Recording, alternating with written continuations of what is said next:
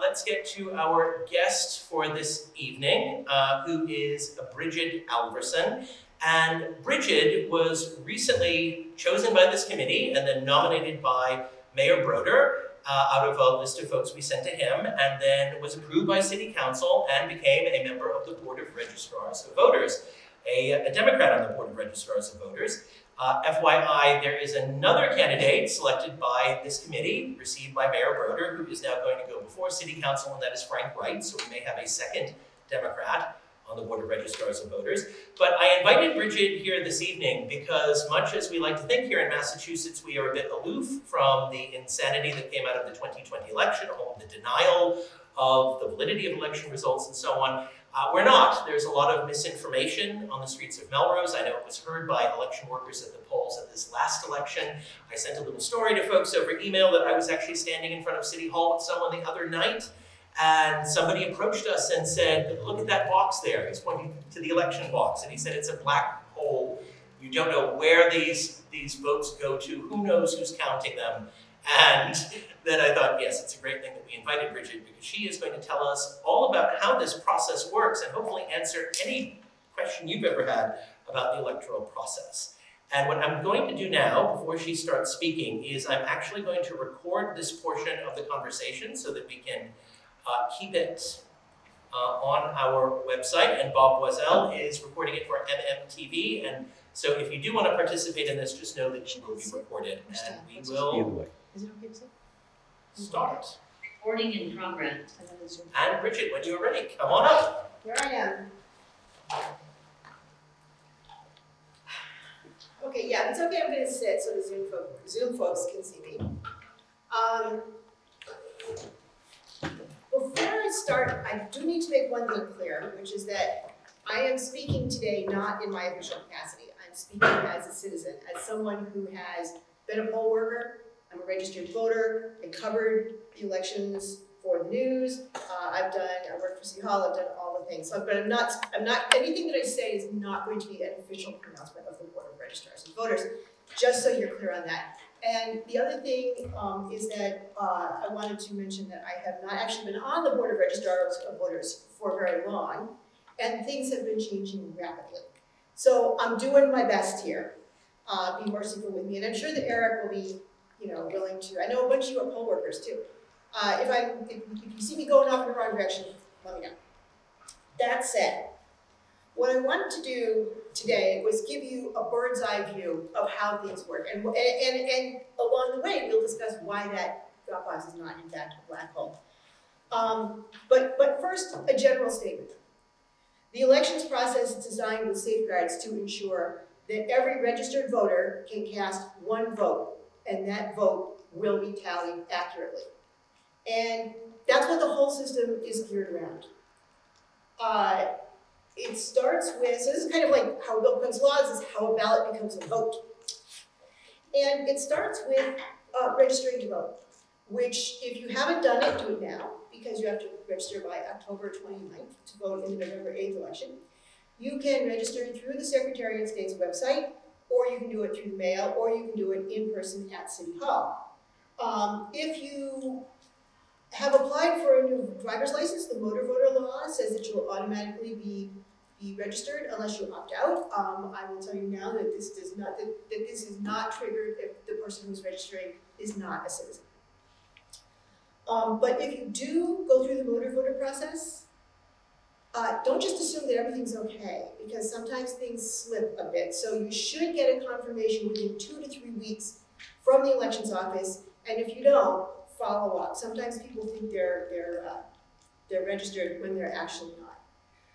I also want to say that once you are registered, and I'm sure we all are registered here, you have to keep that registration up to date by responding to the city census, which is sent to every address in Melrose in January, and that's very important to keep you on the active voter rolls. So that said, let's do the bird's eye view. There are 3 ways that you can vote in the upcoming election. And I'll just stop here and say municipal and state and federal elections are different, and I have not been through a municipal election yet. So everything that I say is going to apply to state and federal. So there are 3 ways that you can vote. You can vote by mail, you can vote in person, early voting, or you can vote in person on election day. And those seem like they're 3 really different things. They are from your point of view, but they're not really from the interior point of view. All 3 methods are equally secure, and all ballots are counted that are valid. The voting by mail process actually started this summer when the Secretary of State sent out postcards to every registered voter in Massachusetts, inviting them to request a ballot. Those postcards have a barcode on them. Every registered voter is assigned a unique barcode. And this barcode both makes your ballot secure and trackable and makes our lives really easy because we can just scan things in. So the postcards go out. If you send the postcard back in, it goes to the local elections office, and we scan it into the computer. And then when the ballots are ready, which is not necessarily right away, we send you out the ballot. Those ballots are being tracked at the local level and at the state level in order to ensure that there's a quick turnaround.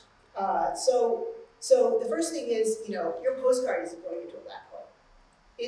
Everything is being tracked, and there is actually a track your ballot function on the Secretary of the Commonwealth's website, which I'm going to be mentioning multiple times because it's very useful. So you can actually go on the website and see where your ballot is. So when we send out the ballots, there's that same barcode appears on the inner envelope, and that's how we track it.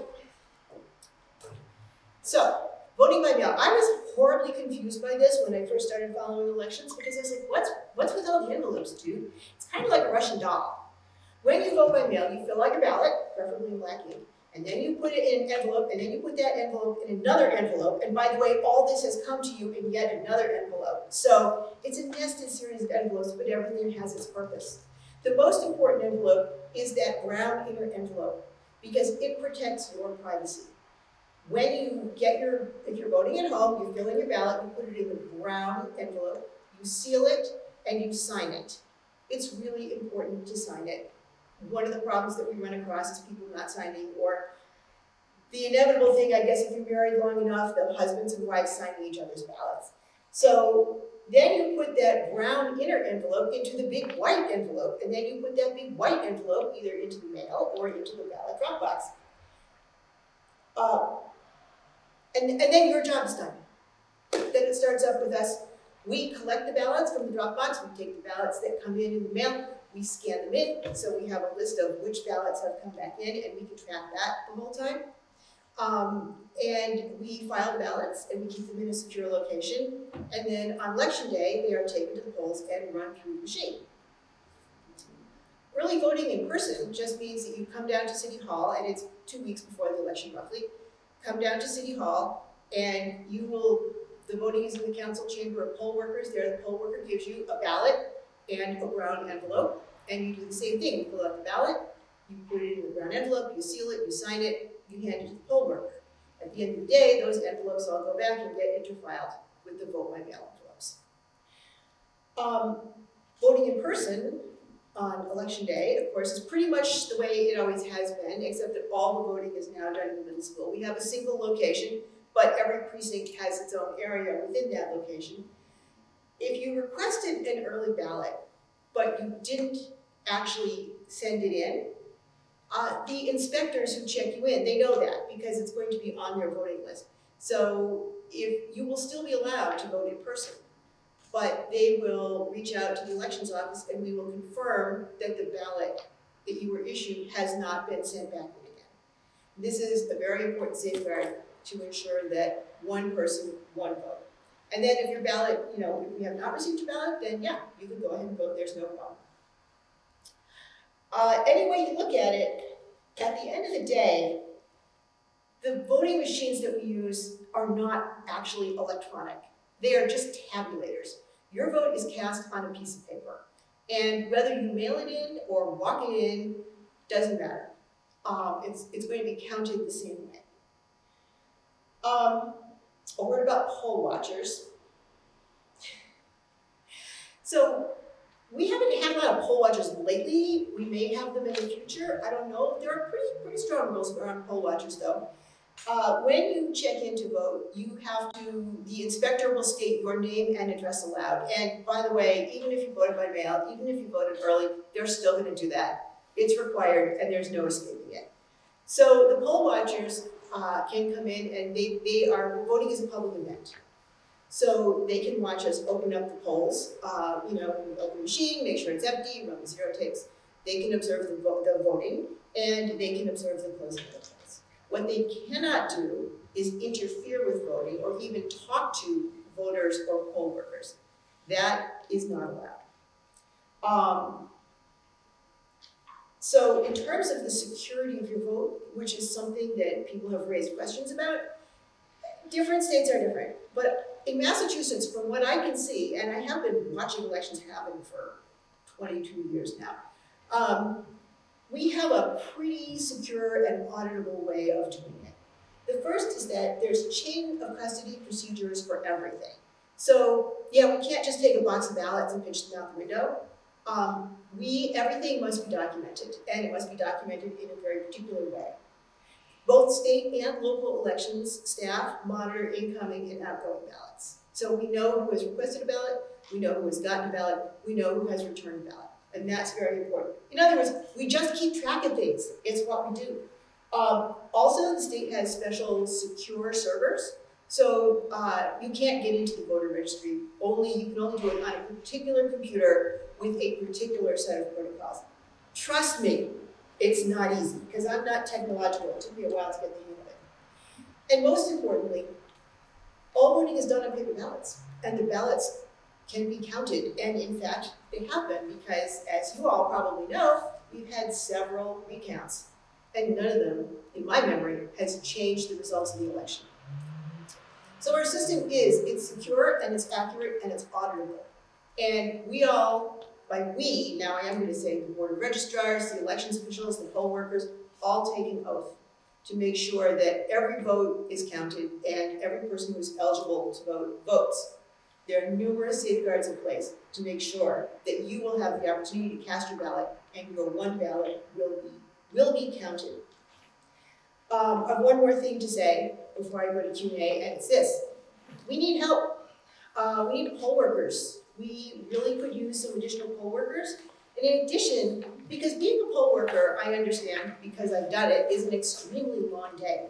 We also need people who can just come in and help out, cover things during lunch hours, or escort people to their proper precinct. We always have a greeter now in the middle school. So if you are interested in helping for an hour or for a full voting day, email the elections office or give them a call at 781-979-4125. I haven't had a city hall for a while. Or shoot them an email, go to the city website, and just say, look, I'm happy to come in for a couple of hours, or I would like to be trained to be a poll worker, because we're always open to that. And the only other thing I have to say is the Secretary of State's website, the Secretary of the Commonwealth, is amazing and has a lot of information, including the full text of all the ballot questions. You can look and see whether you're registered, you can look and see where you're supposed to vote. I know you guys all know the stuff already.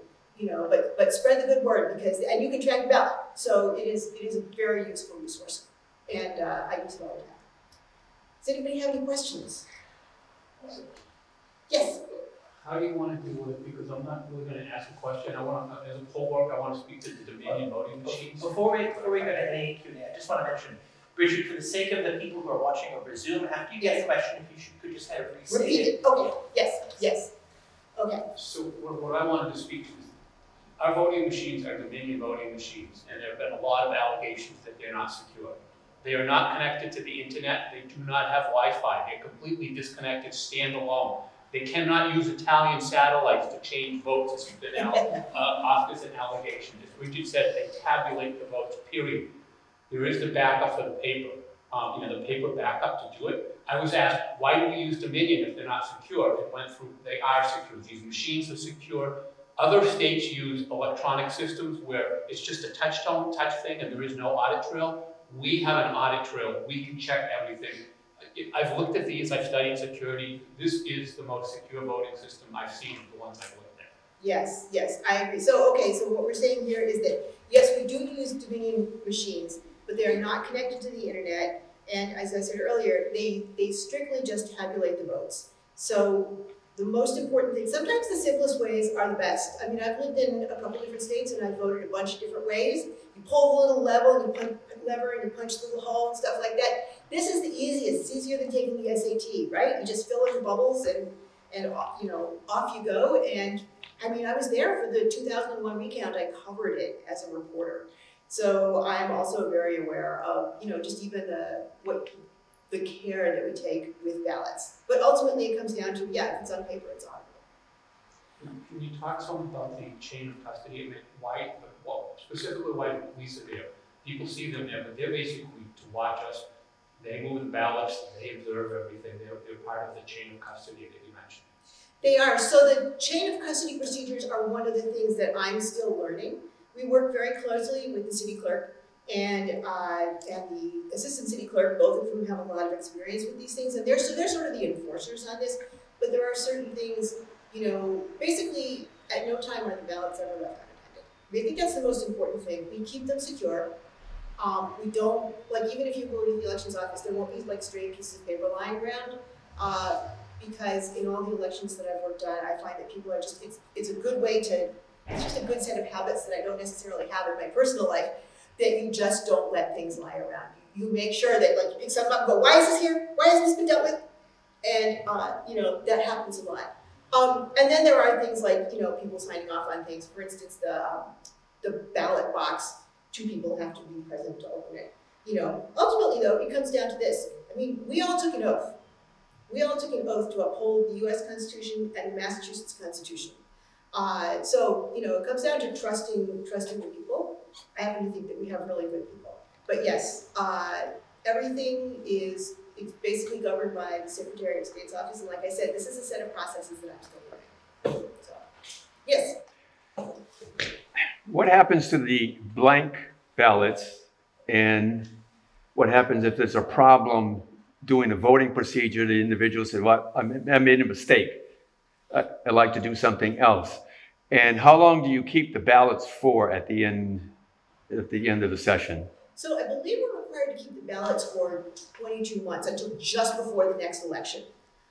Again, everything I'm saying refers to state and federal. I really don't know the procedures for municipal elections yet. That's something that I'm sure that I'll learn in detail next year. If you go in there and go, oh darn, I voted for the wrong person, you are allowed to, you can return to the inspectors and they will spoil the ballot. And then, which means basically they just draw an X to it.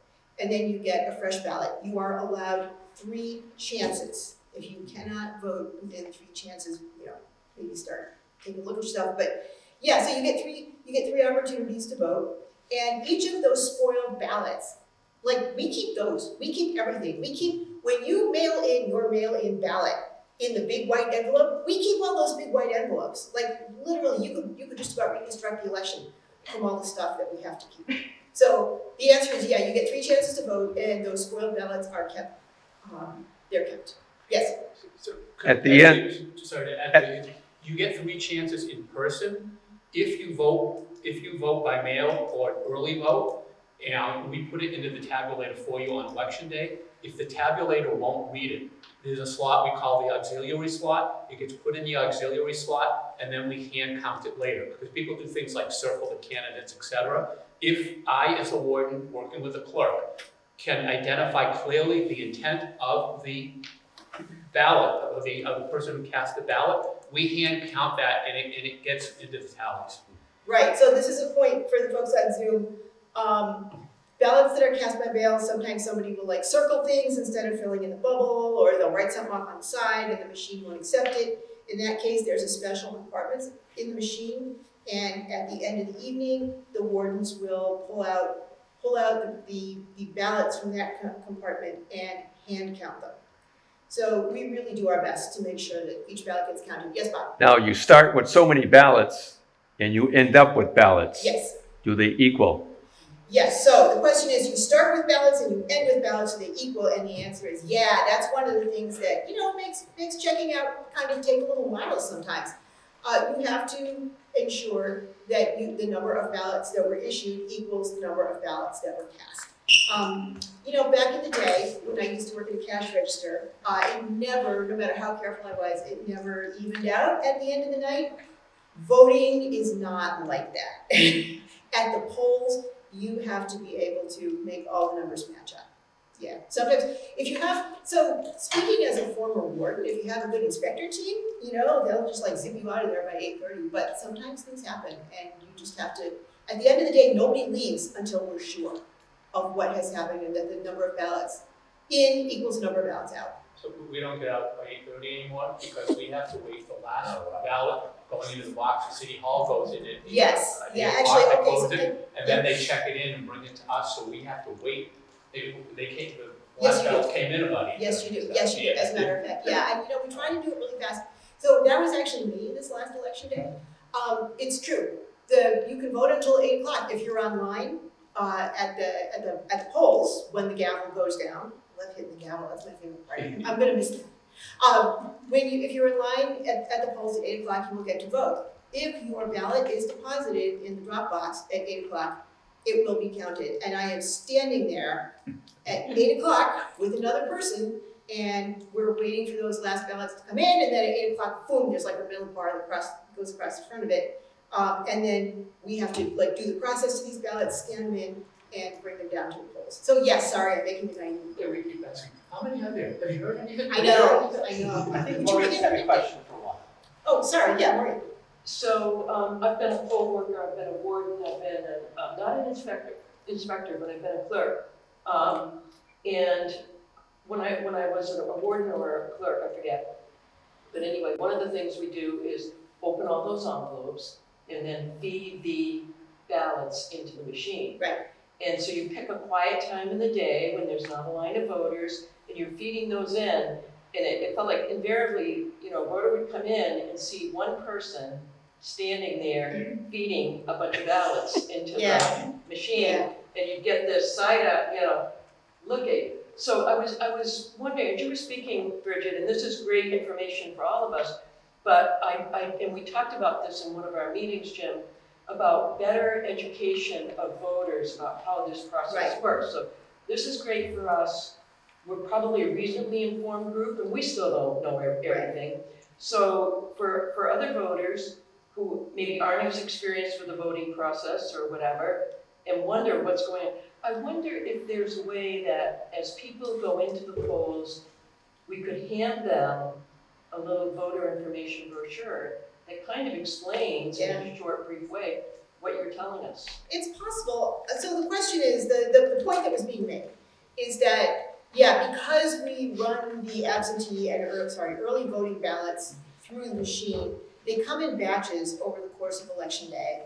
And you take your batch, you shuffle it, they read off the names, you shuffle the envelopes, you open the envelopes, you take out the ballots, you shuffle them again, you don't look at who voted what, and then we feed them through the machine, and it can look a little sketchy, like here it's a quiet time in the voting day, here's the warden feeding a bunch of, well, it's kind of like, when they were moving, like someone's like, somebody took a black suitcase out from underneath the table in Georgia, and I was like, I know what that is.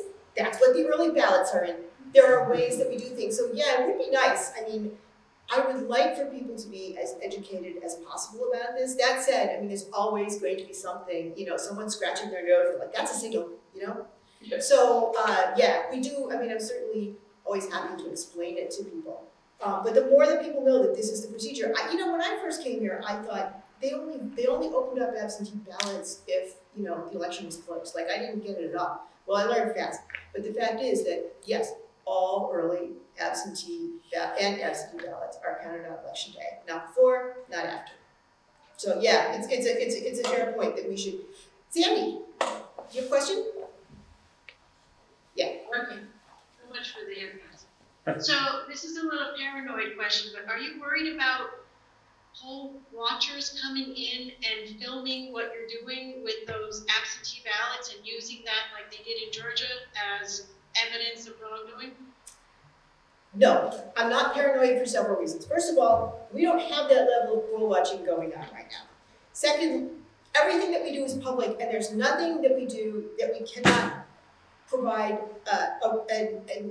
a ready explanation for. It's very straightforward. If they say, "What are you doing?" I'll say, "We're putting those in the machine." And if they put it up on, YouTube and say, "Here are people feeding ballots into the machine," then we'll just go to them and say, "Yeah, that's what we do." Now, maybe Eric can tell me, because I'm not even sure. Can they even record on? I'm not sure. I think we'd have to get clarification. I'm not sure what. I think we need to get clarification from the Secretary of State's office, because there was a question about actually BUR was, if anybody watched the BUR, all the B-roll footage was from the Melrose polling location.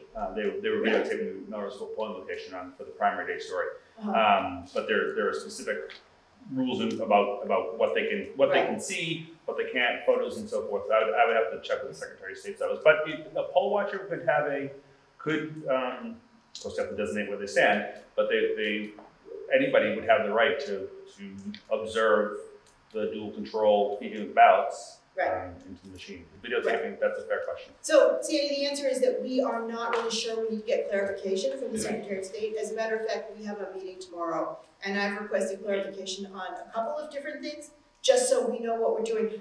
Honestly, I don't anticipate trouble, but nobody ever does. So, it's good to have the procedures in place beforehand. But in terms of being worried that someone will take it the wrong way, no, because I think we can just flat out say, this is what we're doing, And furthermore, anybody who's paying attention will notice that we take those ballots. The first thing that happens is the inspectors check them in and read off the names and addresses. So it is very clear if you watch the entire process that it's legit. Some people like to edit their videotapes, but everything that we do is right out there in the open. We're very transparent. So I don't know. Can I ask another question? Okay, yeah, let's let Sandy finish up and then we'll talk. Yes. Is Mr. Tabor still part of this? Because I sent him an email, but I haven't heard back from him, and I noticed on the website his name isn't listed. Right, anymore. he's no longer with us. So, Okay, so you just then- go ahead and reach out to the city clerk's office, I guess. Okay, thank you. For elections. So around McQueen, I don't know if it's a Melrose policy, but the poll worker instructions say that we're not supposed to take pictures or record anything for privacy reasons. Right. So I don't know if that's a Melrose policy or just a reflection of state law. Right, so this gentleman is saying that as poll workers, they are told that they're not supposed to take pictures or record, and I remember that from my poll working days too. But as I said, the rules are constantly changing and they're also constantly being clarified. So I want to make sure that we have this really nailed down on election day, and this is one of the things that I'm going to be asking. So Brigid, let me ask you just a couple of very practical questions. Okay. Let's say I'm a voter. It is a week before the election. I realize I've lost my mail-in ballot. What should I do at that point? Should I report that it's been lost and get another one? Should I show up on election day? Is there a best Yes, option? the answer is yes, okay? So Jim's question is, if you're a voter and you've been sent a ballot and you have mislaid that ballot, what should you do? It's a week before election day. The answer is, you can get a new ballot. It probably won't be time for one to be mailed out to you and mailed back in. But you can request a new ballot, and what we do is basically we have a record, as I said, of every ballot that's been sent out. We simply cancel that first ballot and issue you a new one.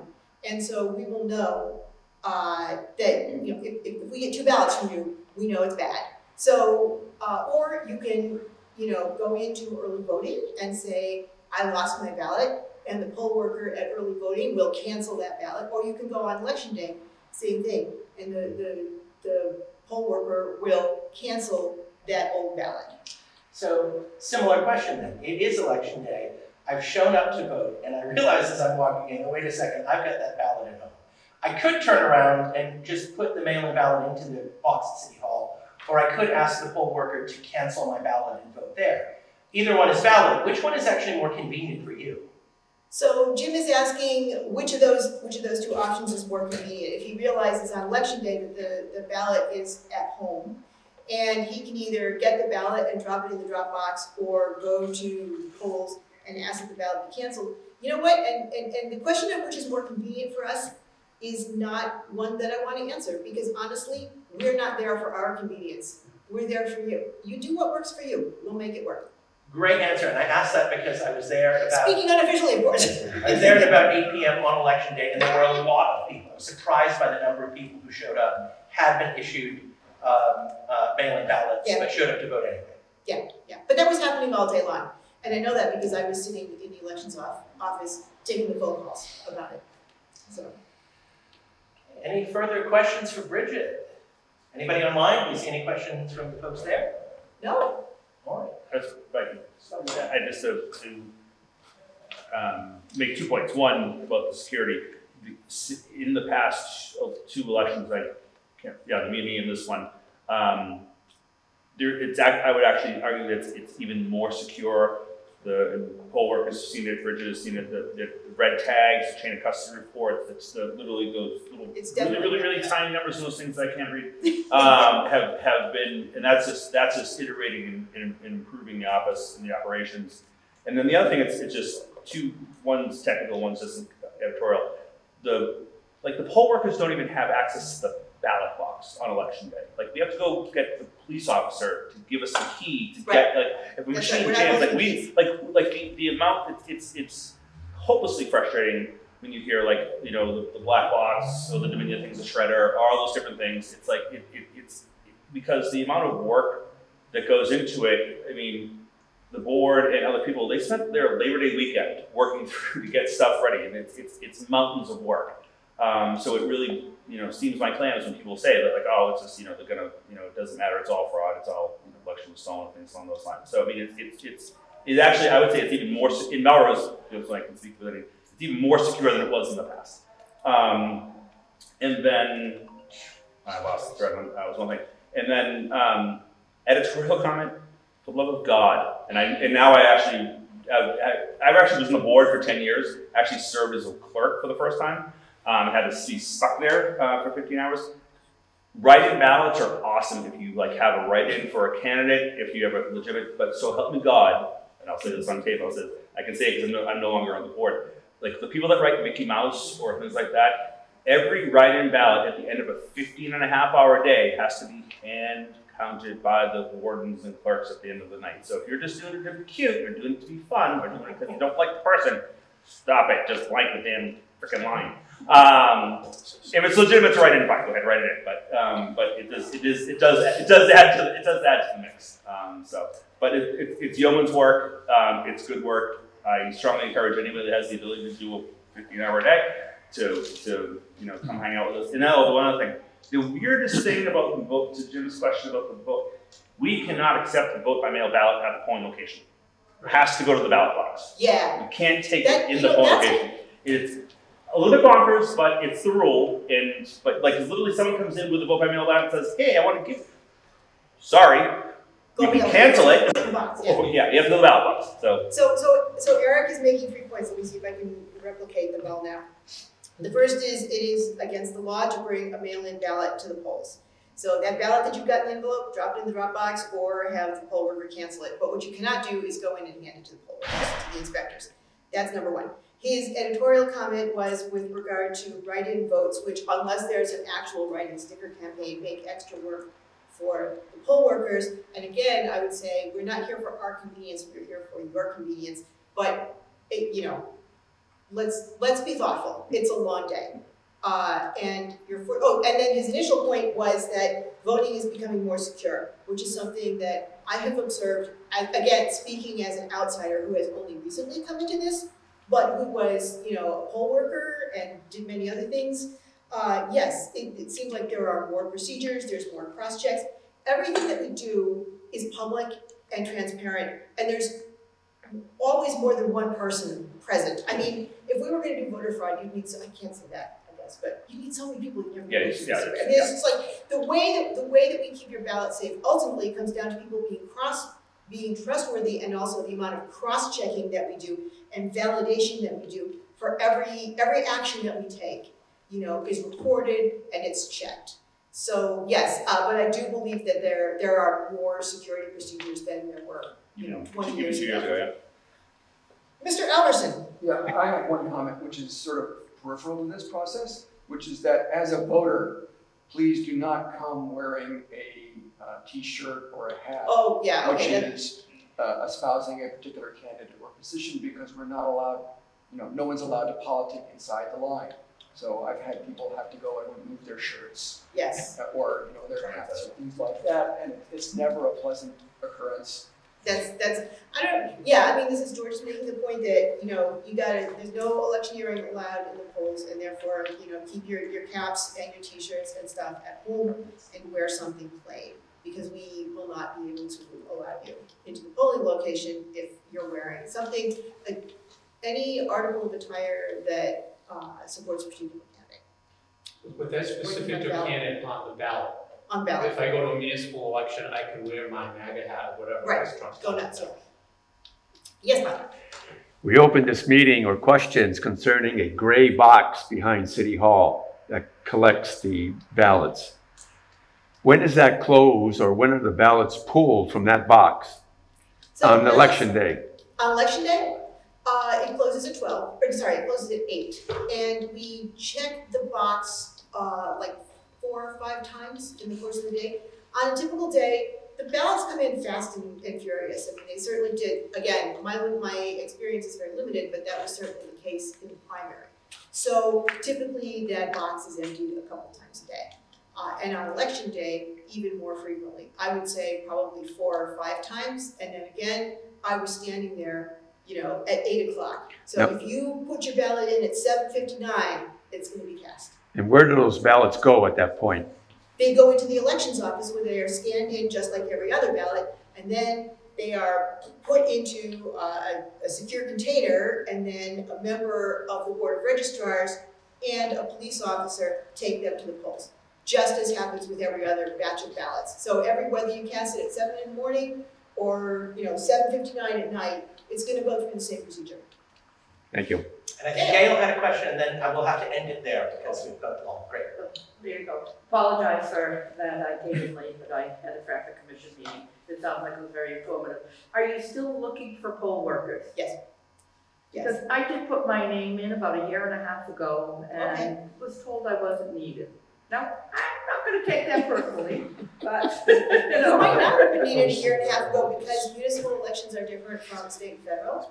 But as I was saying, what I would suggest is, send an email. You can do it through the website, to Kristen. And they do ask for like a statement of like intent and what your credentials are. Like, if you have a particular skill, that's helpful. Yeah, you might have a few skills that would be helpful. And, let us know your availability. You can work a half day. Prefer people to work a full day, but a half day is fine. And we also need people who could just volunteer unpaid to, say, spell people during lunch and take care of like running and errands and stuff like that. So there's definitely need. So I would say go ahead and refresh, because there's also been a fair amount of turnover in that office. So go ahead and send that email. And the great thing, really, I was saying earlier, it's kind of inefficient that we vote on the municipal level rather than the county level, as apparently most other states do. But it is also kind of nice, because it's, you get to go in and you see your neighbors and we know each other, and, hopefully that builds trust to say that, well, I know these people that are in there. So I do kind of like our Massachusetts local way of doing things, even though it's perhaps not the most efficient. Anyway, thank you. Thank you all very much for inviting me.